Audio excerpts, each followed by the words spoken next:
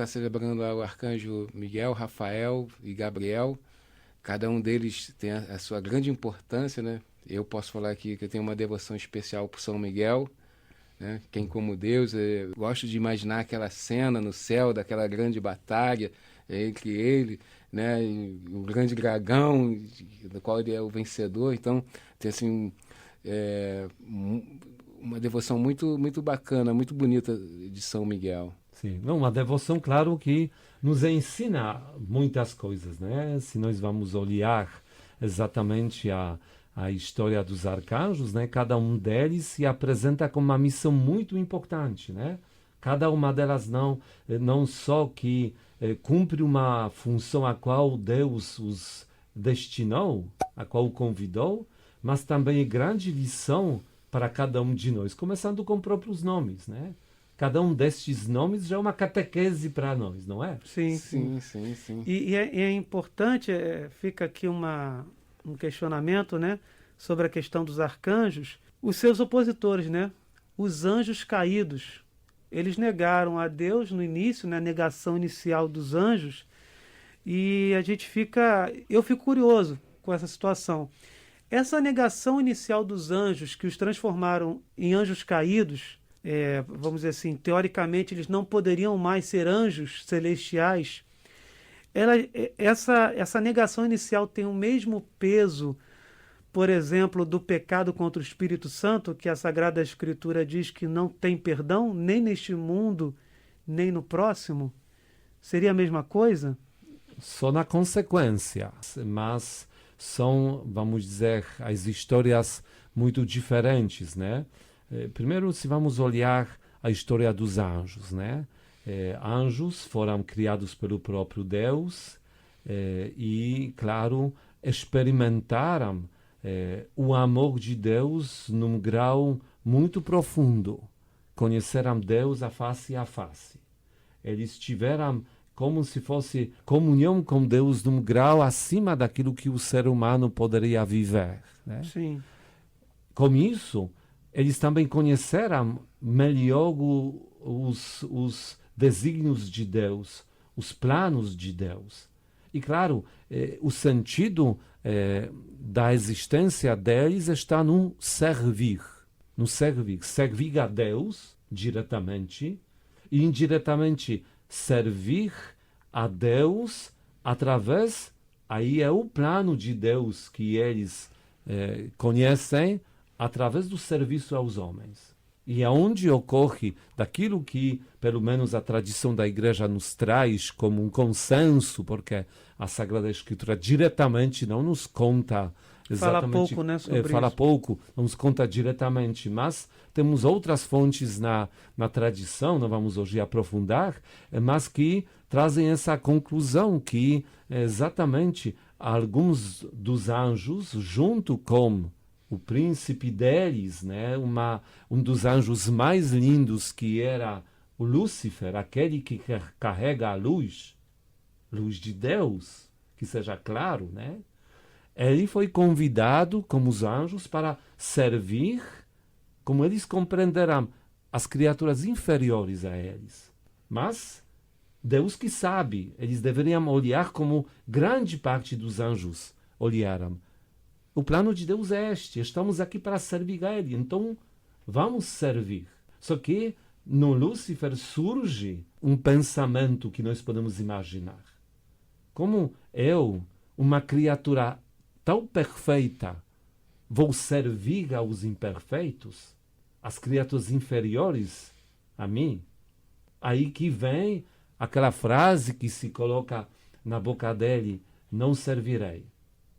Então ele, como se fosse, está dizendo, eu sei quem é Deus, eu conheço Ele, eu sei a graça que eu tenho na convivência com Ele, eu experimento esta graça, mas abro mão de tudo isso, porque não quero servir desta maneira como Deus me indica. Aí que ele exatamente se afasta de Deus, e esse afastar-se de Deus, claro, faz com ele aquilo que nós compreendemos de uma criatura mais linda torna-se uma criatura mais feia. E junto com eles, ele também convence outros anjos, arcanjos, de repente, para seguir o mesmo caminho. E assim que acontece que o pecado dos anjos é um pecado marcado pela plena consciência daquilo. Eles sabiam o que estavam fazendo exatamente ao que tomar a estavam decisão, escolhendo. né? Não era uma decisão no qual tinha uma sombra de dúvida. Quem é Deus? O que eles estão escolhendo? O que eles estão fazendo com a história, com o destino deles? Porque nós seres humanos, nós vivemos num mundo material, podemos dizer assim, e enxergamos as realidades espirituais de forma velada, né? Uhum. Velada, podemos dizer assim, com uma certa névoa. Só que os anjos não. Como o senhor falou, eles contemplavam Deus face a face. Exatamente. Então ali não teríamos a decisão que eles tiveram, não haveria espaço para arrependimento, para tomada de outra decisão, porque eles sabiam exatamente, claramente o que eles estavam fazendo. Sim. Tinham consciência plena da decisão que estão tomando e consciência plena de tudo que isso vai trazer para a existência deles. Como se fosse, eles disseram, nossa decisão, vamos nos desconectar de Deus e sabemos o que isso significa. Um dos conceitos do pecado contra o Espírito Santo, um deles, né, porque temos outros, um deles é quando a pessoa peca e ela não procura a misericórdia de Deus, ou ela não acredita por algum motivo, ela fecha o seu coração para a misericórdia. Deus que é amor, piedade e ternura, Deus que é o Rei da misericórdia, Ele quer nos salvar, Ele quer nos perdoar. Mas neste caso, né, a pessoa não acredita na graça da misericórdia. Ela não quer a misericórdia, ela rejeita. Né? Então, por isso, esse pecado não se perdoa, nem neste mundo, nem no outro. Seria um dos aspectos do pecado contra o Espírito Santo. Sim. Então, acaba sendo realmente um pouco diferente, né? Sim. Vamos dizer assim, como o senhor falou, a consequência é nenhum dos dois vai voltar atrás. Mas, né, se o ser humano, a gente fala do ser humano porque ele está negando a misericórdia. Obviamente, se ele voltar atrás, Deus vai o perdoar. Mas se ele não voltar, ele não tem como... Esse que você está citando é Deus não vai perdoá-lo. A falta de fé no perdão de Deus. A pessoa ela não acredita que o pecado dela pode ser perdoado por Deus. Então, consequentemente, se ela não acredita que o pecado dela pode ser perdoado por Deus, ela mesmo já se condenou. Sim. Então, nesse sentido. Eu falei que realmente o final é parecido. Por quê? Porque precisamos que compreender que eles tomaram uma decisão na qual assumiram as consequências desta decisão, né? Como nós podemos resumir os pecados contra o Espírito Santo? Nós temos 7 destes pecados, né? Desespero de salvação, presunção de salvação sem merecimento, negar a verdade conhecida, inveja da graça fraterna, a obstinação no pecado, a impenitência final, né?